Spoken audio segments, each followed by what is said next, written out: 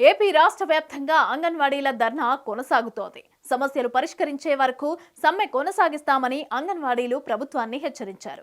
అయితే శ్రీకాకుళం జిల్లా ఎచ్చెర్ల మండలంలో అంగన్వాడీ కార్యకర్తల నిరసన 8వ రోజుకు చేరుకుంది. వారికి సిఐటియు నాయకులు అమ్మన్నాయుడు అలాగే పి తేజేశ్వరరావు మద్దతుగా నిలిచారు.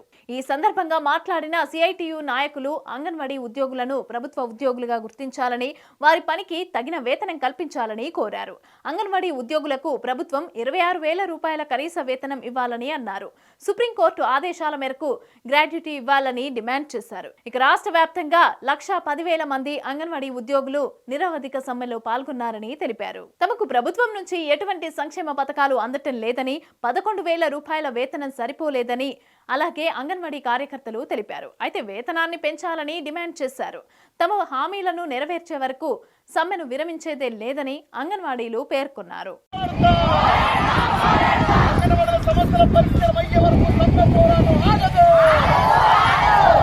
అంగన్వాడీ స్టార్ట్ చేసి 40 సంవత్సరాల నుంచి అంగన్వాడీ టీచర్స్ ఎంతో శ్రమపడి కష్టపడుతూ ప్రజలకు సేవలు అందిస్తూ బ్రతుకుతున్నప్పటికీ కనీస వేతనాలు పెంచకపోవడం చాలా విచారకరం. ప్రభుత్వాన్ని మేము కోరుకునేది ఏంటంటే 26,000 కనీస వేతనం చేయాలి.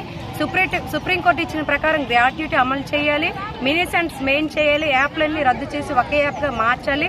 మా కష్టాలు గుర్తించాలని ప్రభుత్వాన్ని అడుగుతున్నాం. మేము అంతకుండా మేము బంగ్లాలు అవి అడగటం లేదు.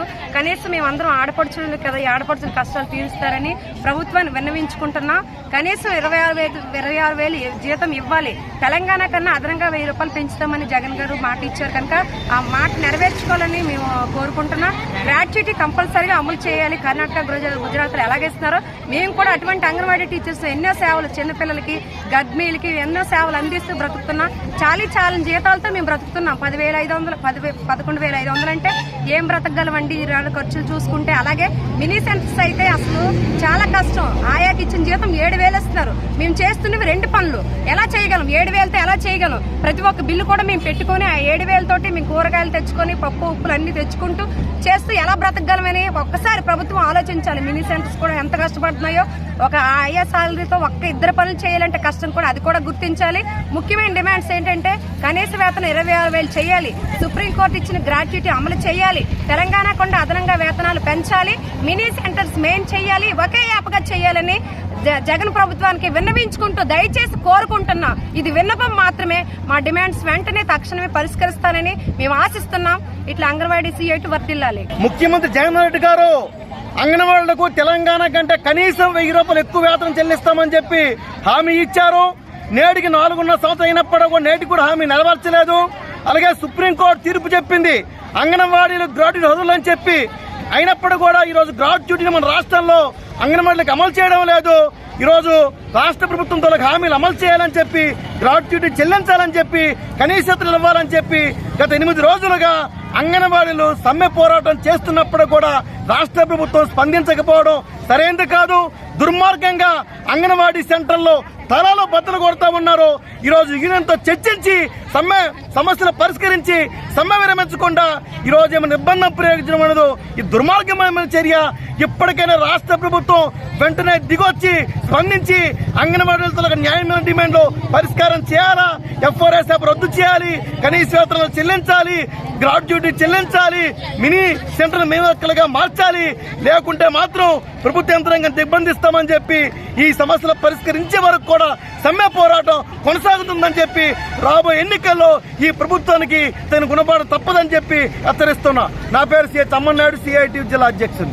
రాష్ట్ర ప్రభుత్వం అంగన్వాడీలకు కనీస వేతనం 26,000 ఇవ్వాలని చెప్పి, రిటైర్మెంట్ కి సంబంధించి సుప్రీంకోర్టు ఇచ్చిన తీర్పు ప్రకారం గ్రాట్యుటీ అమలు చేయాలని చెప్పి, మినీ సెంటర్లని మెయిన్ సెంటర్లుగా మార్చి మినీ వర్కర్లు కూడా మెయిన్ వర్కర్లతో సమానంగా వేతనాలు చెల్లించాలని తదితర డిమాండ్లతో డిసెంబర్ 12వ తేదీ నుండి కూడా రాష్ట్ర వ్యాప్తంగా 1,10,000 మంది నిరవధిక సమ్మెలో ఉన్నారు.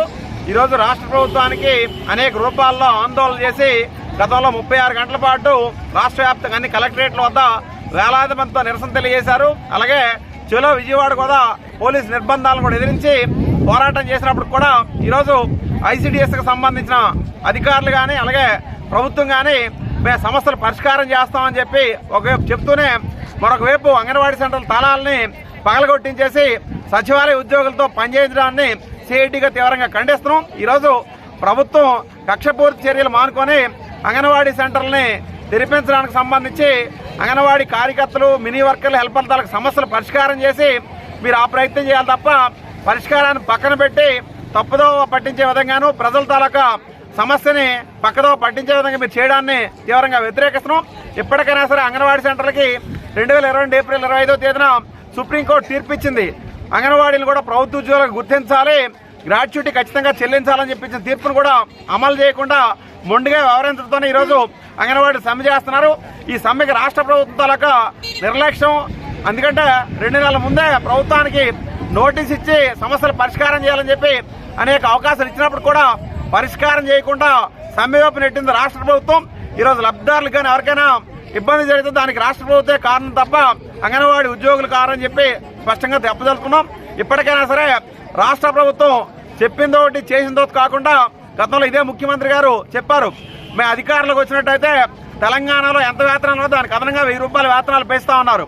మరి అక్కడ హెల్పర్కి 8600, అలాగే టీచర్కి 13650 వస్తున్నాయి. అక్కడ మేము అడుగుతుంది 26,000 అడుగుతున్నాం. కానీ నీ తాలూకా ఇబ్బంది ఏదో ఉంటే యూనియన్తో పిలిచి మాట్లాడి సమస్య పరిష్కారం చేసే పద్ధతులు కాకుండా మొండిగా వ్యవహరించినట్టయితే కేవలం అంగన్వాడీ వంటలు గారు సిఐటికి అనుబంధంగా ఉంటే అన్ని రంగాల ఉద్యోగులు, కార్మికులు కూడా లక్షలాది మందిని ఈ పోరాటానికి అండగా నిలబెట్టి ఈ ప్రభుత్వంతో తాడోపేడు తెలుసుకోవడం సిద్ధంగా ఉన్నామని చెప్పి ప్రభుత్వాన్ని హెచ్చరిస్తున్నాం.